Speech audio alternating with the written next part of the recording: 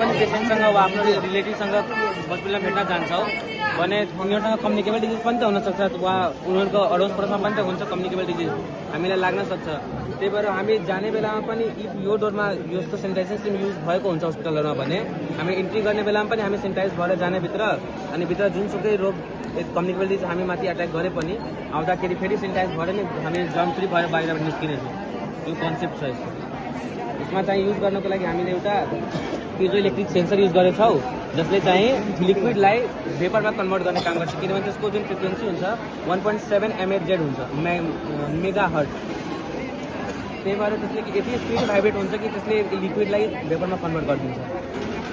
अनि यसमा हामीले एउटा के गर्छ जसरी घरमा पानीको टङ्की हुन्छ त्यसले हामी सानो त्यो पानीको टङ्की चाहिँ 1000 लिटरको हुन्छ तर सेनिटाइजर त्यति दिन त राख्न मिल्दैन।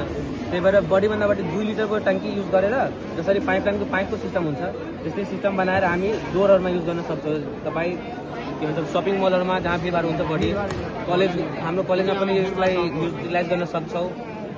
त्यसपछि हस्पिटलहरूमा त प्रायः युज गर्नै पर्यो किनभने सेनिटाइजेसन सबभन्दा पहिला हुनु पर्यो।